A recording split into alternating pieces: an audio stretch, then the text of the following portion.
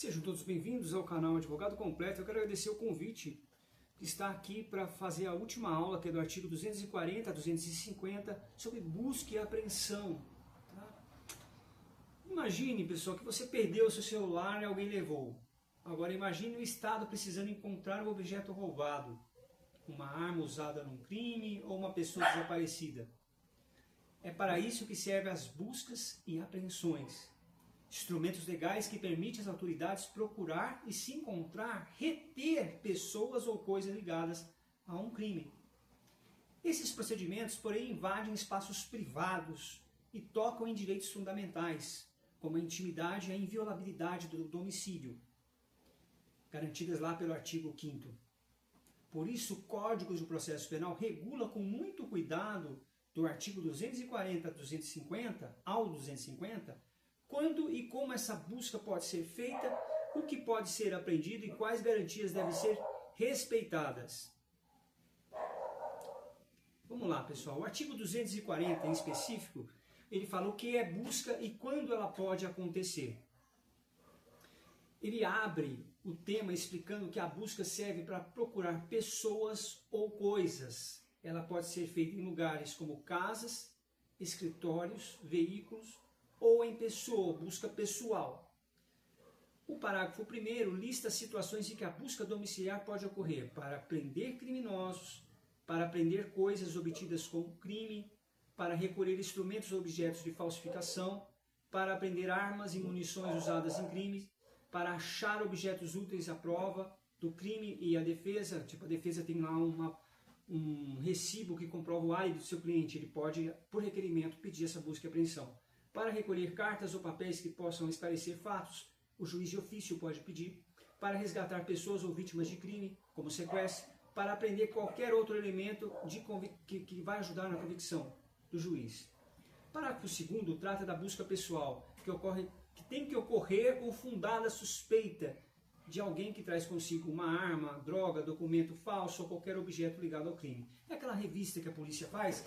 Tem que ser com fundada suspeita. Não pode ser por cor de pele, pelo fato do cara morar num bairro barra pesada, em que pese na prática acontece abusos. Tá?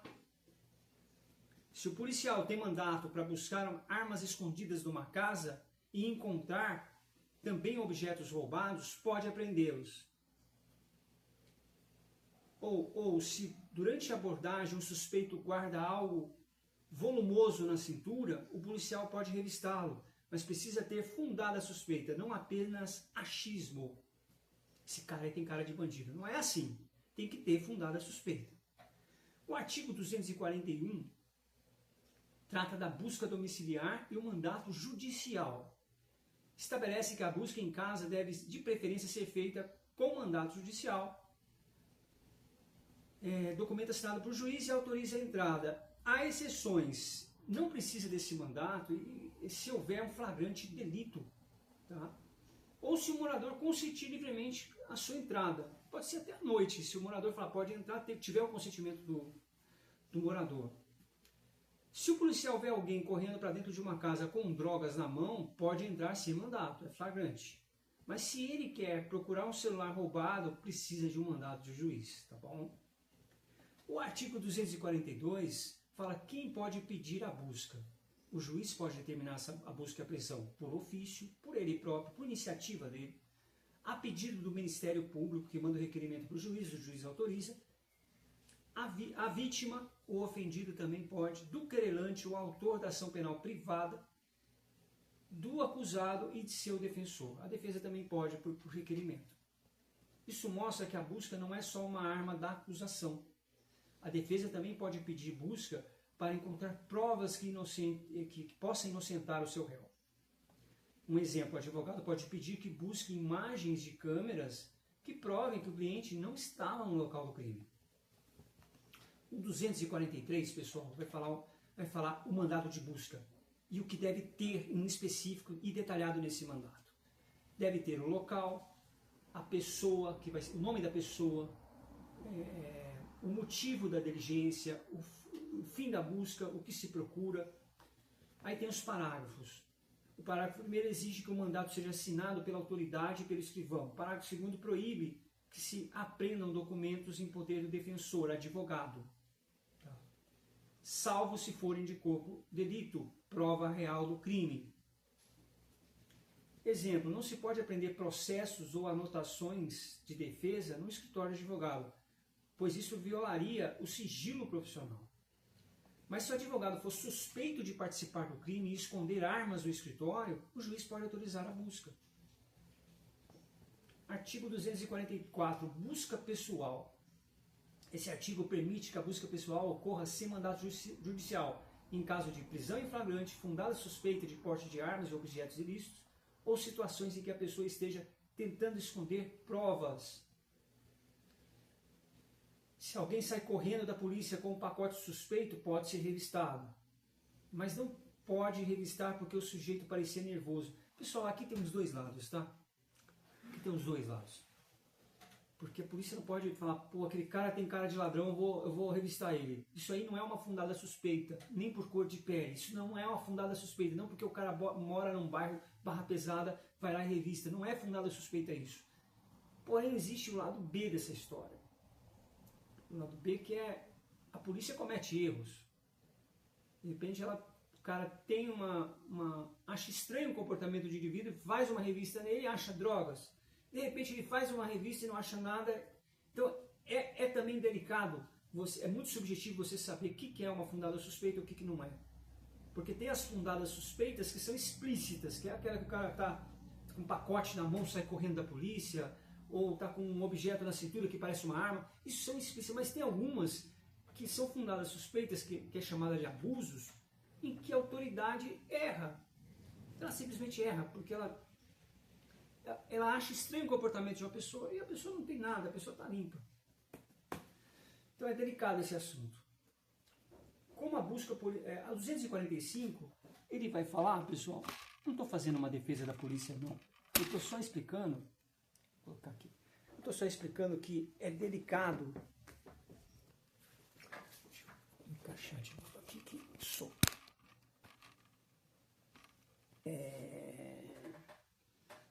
Aqui eu vi um vídeo, por exemplo, de um sujeito que estava numa mochila e aí a polícia botou ele no chão. É um certo abuso? Eu concordo que é um certo abuso. Mas na mochila tinha drogas. Então não é abuso. Então fica assim, se fizer a revista e encontrar alguma coisa ilícita, ok. Se não encontrar, está abusando. Então é muito delicado esse assunto. Artigo 245, esse é o mais detalhado. O caput diz que a busca será feita de dia, salvo se o morador consentir que seja à noite. Aí vem, parágrafo 1º, determina que o policial ou a autoridade deve se identificar, dizer o motivo da diligência. Boa tarde, eu sou a Polícia Civil, estou vindo aqui para prender uma moto de marca tal. Ele tem que ser específico, objetivo e se apresentar. O parágrafo 2º explica que se a pessoa fechar a porta, não quero saber de vocês aqui, a polícia estiver lá, pode arrombar. Tá? Tem um cofre que a pessoa está escondendo armas lá, o policial vai lá para fazer a busca e apreensão, a pessoa não fala a senha do cofre, pode arrombar o cofre, pode forçar, pode explodir aquela porcaria. Quarto, parágrafo 4º exige que se não houver morador, está na operação para buscar armas numa casa, tem um mandato de busca e apreensão. O morador não está lá, chama um vizinho para ser testemunha da operação, para ter transparência. O parágrafo 5º diz que o morador deve ser intimado e indicar o lugar onde está as armas, o objeto que o mandato é referente ao que está no mandato. O parágrafo 6º do 245 manda que o objeto a pessoa encontrada seja imediatamente apreendido ou custodiado. O 7º determina que seja tudo registrado num auto circunstanciado assinado por 2 testemunhas. Encontramos aqui na casa de fulano, tudo tem muito detalhado essa busca e apreensão num auto circunstanciado, que é um documento que fala tudo o que aconteceu na operação. Durante uma busca, o morador sai de casa. A polícia deve chamar o vizinho para acompanhar, garantindo que nada seja plantado nem removido ilegalmente. Tudo é escrito no auto, circunstanciado e assinado. Esse é o documento que dá validade jurídica ao ato. Tem aqui também uma proteção à cadeia de custódia, pessoal. O que é a cadeia de custódia? Que a gente falou que foi introduzido para o pacote anticrime, que é o 158A, B, C, D, E e F. Quando o policial entra, ele está com mandato judicial, com mandado de busca e apreensão de armas que fizeram parte de um crime. Ele vai lá e encontra essas armas. Primeira coisa, ele vai identificar a arma, vai ver a fixação, a fotografia dessa arma, ela vai ser colocada num plástico, ela vai ser lacrada, embalada, vai escrever arma tal, isso vai para uma central, isso é a cadeia de custódia, o caminho da prova, isso deve ser protegido, tá? Mesmo no mandato de busca e apreensão, porque aquelas armas são provas de um crime, então a cadeia de custódia é o caminho dessa prova, justamente para não extraviar, ou para ter a transparência que está sendo embalada, que está indo para um lugar seguro. Tá? Lembra lá? Identificação, acondicionamento, embalagem, lacre, tudo que a gente falou de cadeia de custódia. O 246 vai falar o seguinte: se houver necessidade de arrombamento, ele deve ser feito com moderação e a autoridade deve registrar o fato, ter testemunhas. Isso impede abusos e garante que a violação de um espaço privado só ocorra dentro da lei. Embora essa moderação na prática é difícil pensar, né, pessoal? A gente vê aqueles policiais explodindo os portões. Não é explodindo, mas é difícil. A teoria tem uma distância da prática, e eu também não estou falando mal da polícia. Você vai fazer um arrombamento do portão, não é uma coisa delicada. Essa coisa de falar tem que ser feito com moderação, parece aquela coisa, beba com moderação, sabe aquela coisa? Então você vai tomar uma cerveja só, você não vai tomar um porre, né? Então é um negócio muito delicado essas terminologias teóricas quando vai para a prática. Eu já vi um arrombamento de um portão num vídeo, é uma coisa meio pesada, né? Mas tem que ser. Você vai arrombar ponderadamente, com moderação. Se o dono tranca o quarto e se recusa a abrir, o policial deve arrombar, mas precisa explicar o motivo no auto e mostrar que o ato foi necessário.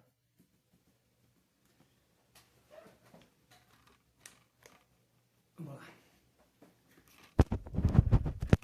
247.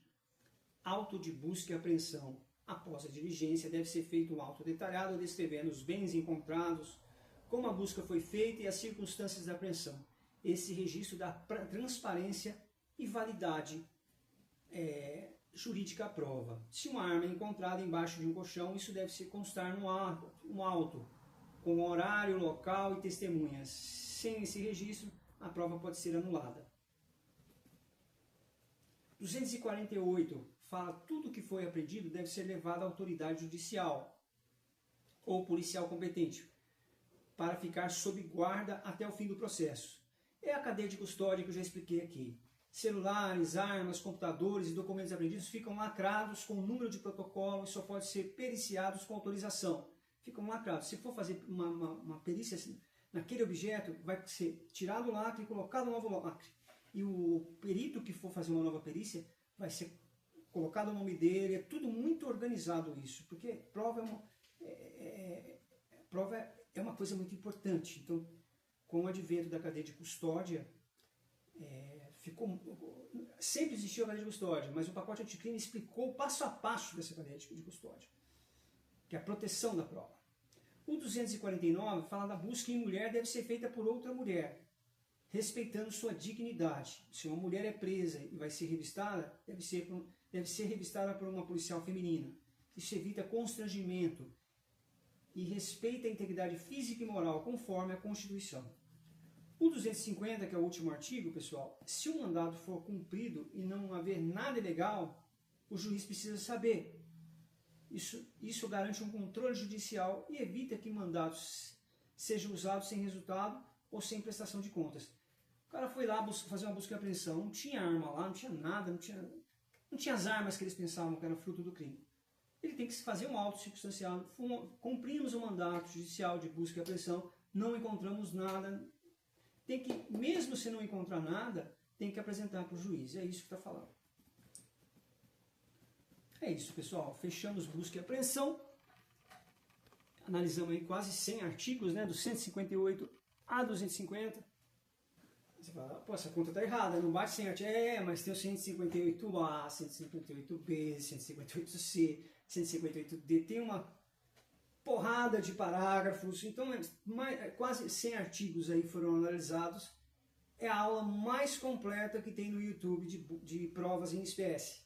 Tá? Você vai encontrar vídeos fragmentados, mas você nunca vai encontrar assim, perícia, interrogatório, confissão, acariação, testemunhas, busca e apreensão, indícios, assim, nessa sequência do código você não vai encontrar, tá bom? Então na próxima aula eu vou falar da lei, deixa eu ver qual lei que a gente vai comentar aqui na próxima aula. A 12.850 já foi falada, que é a lei das organizações criminosas, e depois eu vou fazer uma síntese aqui, ver se ficou faltando alguma lei para a gente comentar. Eu sei já qual lei é. Próxima aula a gente vai falar da lei 13.431 de 2017, tá? É um marco jurídico inovador, um instituto da garantia de direitos das crianças e adolescentes vítimas ou testemunhas de violência. Aí a gente fecha provas em espécie.